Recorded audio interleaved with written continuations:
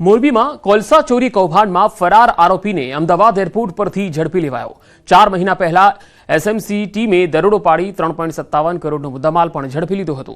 એસએમસીએ કરેલ દરોડામાં મુખ્ય આરોપી ભગીરથ હુંબલ ફરાર થઈ યુગાન્ડા નાસી ગયો હતો।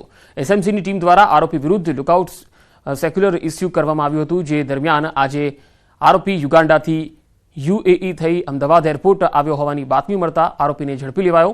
આરોપી પાસેથી માત્ર 10,000ની કિંમતનો એક મોબાઈલ કબજે લેવાયો।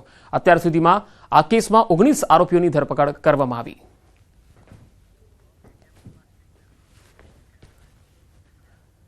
અને હવે વાત ડ્રગ્સ નેટવર્કમાં પાકિસ્તાન કનેક્શનની।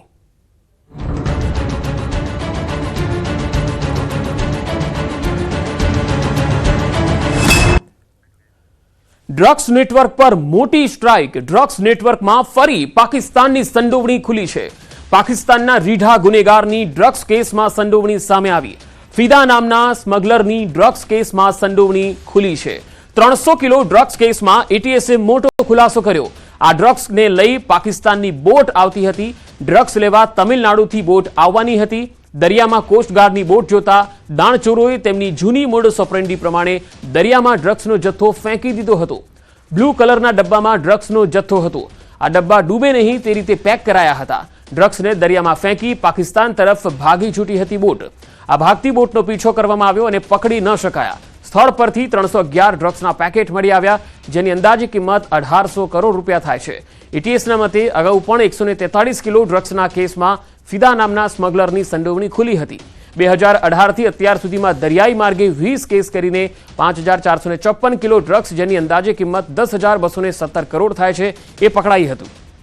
હાલમાં પોરબંદરની એસઓજી ઓફિસ ખાતે નાર્કોટિક્સનો જથ્થો લાવવામાં આવ્યો છે, જ્યાં એફએસએલની ટીમ સહિતની અલગ અલગ તપાસ એજન્સીઓ નમૂના લેવાની કામગીરી કરી રહી છે। 31 કેરબામાં આ ડ્રગ્સના પેકેટો ભરી દરિયામાં ફેંકી દેવાયા હતા, જે કેરબાઓ પણ એસઓજી ઓફિસ લવાયા છે। कि पाकिस्तानનો રહેવાસી ફિદા નામનો એક જે સ્મગલર છે, એ સ્મગલર દ્વારા લગભગ 400 કેજી ડ્રગ્સની હેરફેર પોરબંદરની સામે આઈએમબીની અંદર થવાની છે। આ જે હેરફેર છે, આ બોટ લેવાવાળી બોટ એક તમિલનાડુથી આવનાર છે અને જે ડ્રગ્સનો જથ્થો છે એ નીચે તમિલનાડુ લઈ જવાનાર છે।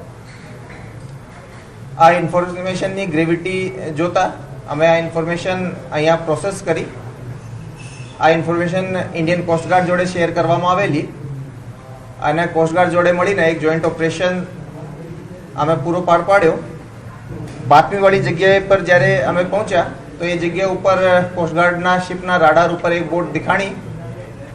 આ જે લોકેશન હતી એ આ ભારતીય સીમામાં આઈએમબીથી લગભગ 2 માઇલ અંદર હતી। આ જે પાકિસ્તાની ફિશિંગ બોટ હતી, આ બોટ કોસ્ટગાર્ડના શિપને પણ થોડીક દૂરીથી જોઈ ગઈ અને એવી સ્થિતિમાં જે સ્ટેન્ડર્ડ આ લોકોનું રિએક્શન હોય છે કે એ લોકો માલ ફેંકી દે છે અને ભાગવા માંડે છે। અરબી સમુદ્રમાંથી ફરી એક વખત જે ડ્રગ્સનો મોટો જથ્થો છે તે ઝડપાયો છે।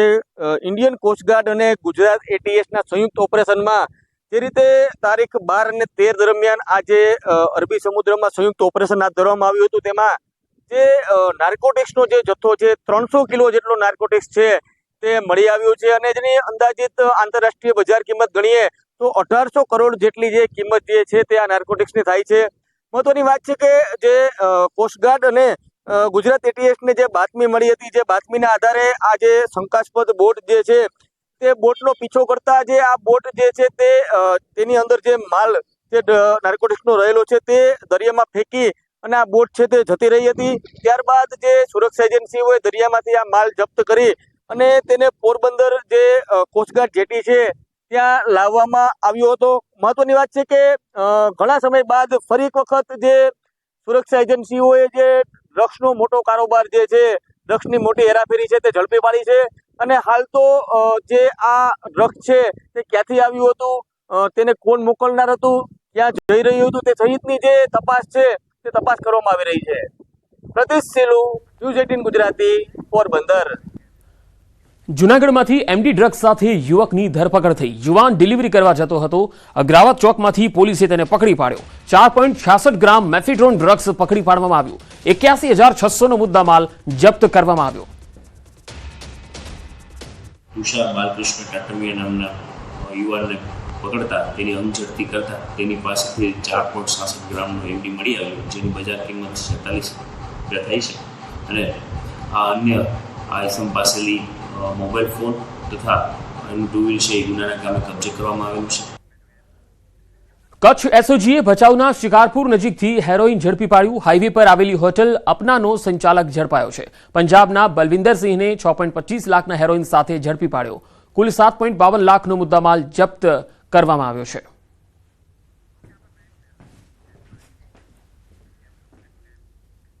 રાજ્યના વધુ સમાચારો જોઈશું. હાલ રોકાઈશું એક વિરામ માટે.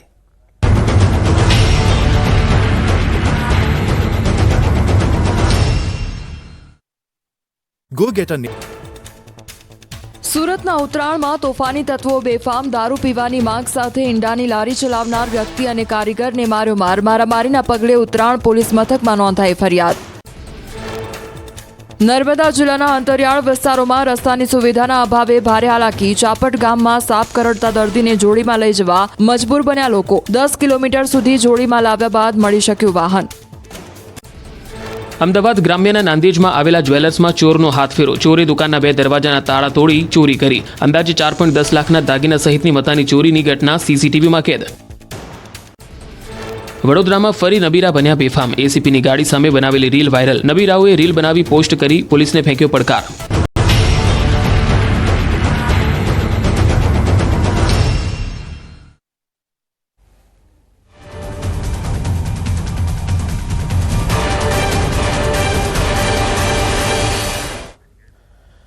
એક મહત્વપૂર્ણ ખબર આવી રહી છે ગીર સોમનાથથી. ગીર સોમનાથમાં માનવભક્ષી દીપડાનો આતંક જોવા મળ્યો. દીપડાએ બાળકીને ફાડી ખાધી.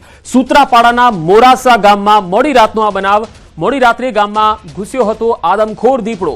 બાળાને ઉઠાવીને ભાગી ગયો દીપડો.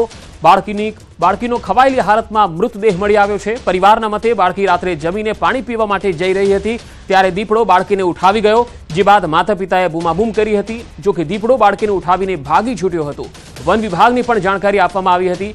આખી રાત પરિવારજનો અને વન વિભાગે તપાસ હાથ ધરી. વહેલી સવારે બાળકીનો અડધો મૃતદેહ મળી આવ્યો.